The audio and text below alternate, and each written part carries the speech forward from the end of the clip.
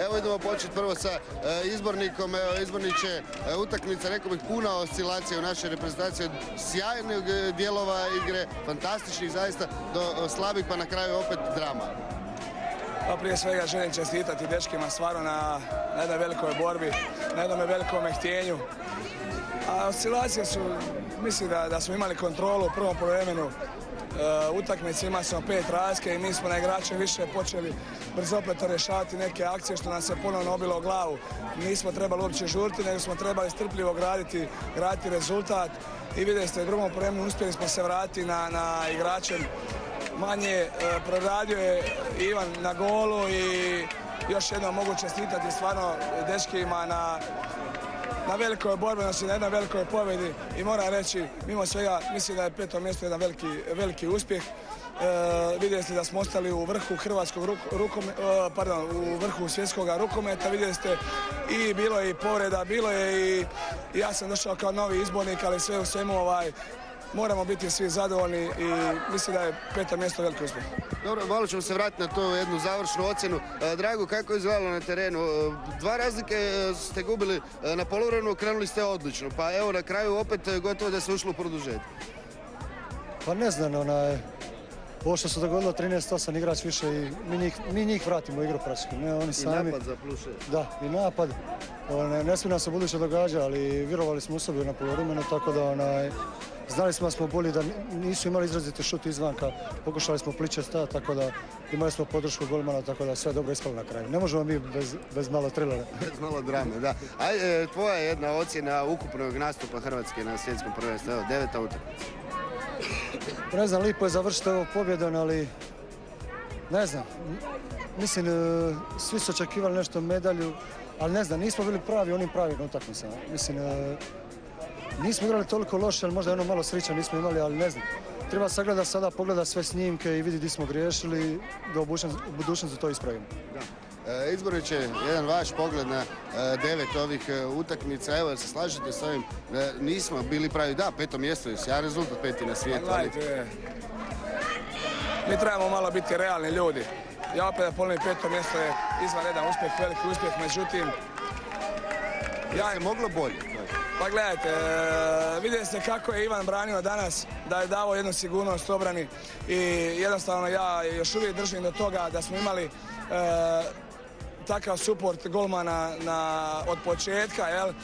Mislim da bi se mi danas borili za jednu od medalja, međutim i tako nismo imali dobru realizaciju na igrača, više uvijek smo protivnike vraćali, ali šta je tu je, mislim da trebamo na kraju biti zadovoljni sa 5. mjestom. Jedno što sam rekao, najvažnije je se vratiti kući kao pobjednik. Možda jedan pogled u napred, ova generacija još ima puno pred njom. Pa ima, ali isto tako mislim da je potrebno malo svježe krvi. Vidje se da su dečki dosta izraubani i došli na pripreme. Jednostavno imali smo i malo priprema, ali sad imamo jedan malo duži period za jednu analizu, za možda jedno osvježenje u reprezentaciji. Mislim, najbitnije da smo mi ostali u vrhu svjetskog rukometa. Samo nisam stigao pitati šta je sa Lackovićem, neka ozljeda? Pa Lacković je u zadnje vrijeme muči povredu toga ramena, teško mu se bilo i zagrijati, upaljeno mu je rame, došao je tako iz Njemačke sa tom povredom. Međutim, šta je tu je Lacković isto danas dao svoj doprinos kao što je dao doprinos i na ovome svjetskom prvenstvu i to je to, ali najbitnije je da smo danas imali veliku želju i veliko htjenje i mislim da smo u tome ustrajali. Drago, možda samo za kraj, vidio se da je Danska vodila pred kraj Danska-Francuska finale, možda očekivano, ili su to dvije momčadi koje su najviše pokazale ovdje? Pa ne znam, Danska je dosta pokazala, ja sam očekivao Španjolce, da će Štrbi spustiti roletu, kako mi kažemo, ali ne znam.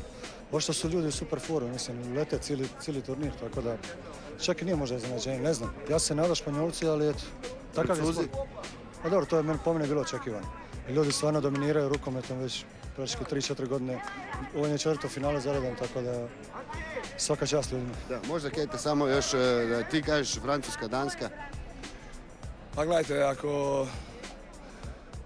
ako Danci budu parirali u tranziciji kao što su do sada parirali u cijelom svjetskom prvenstvu, mislim da će imati šanse.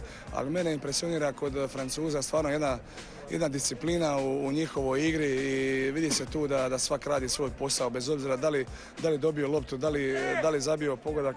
Mislim, svak je uvijek na pravome mjestu i jednostavno to se vidi na terenu. Jel? U biti mi smo na kraju gledali tu utakmicu prije naše i vidjeli smo unaprijed ko treba završiti, ali priprema toga napada je strahovito, svaki je u milimetar na svakome mjestu i sve se to radi u pokretu, oni pucaju od snage i jednostavno, kažem, ja očekujem jedan dobar rukomet u finalu, ali veliku prednost dajem Francuzima. Imaju ponovno, evo danas su dobili 4 razlike, ali oni ponovno imaju Omajera koji ima 20 obrana. Da, izgledalo kao da može biti i 10, da treba biti 10. Gospodo, hvala vam puno, čestitke na 5. mjestu, vidimo se na Europskom prvenstvu, pretpostavljam.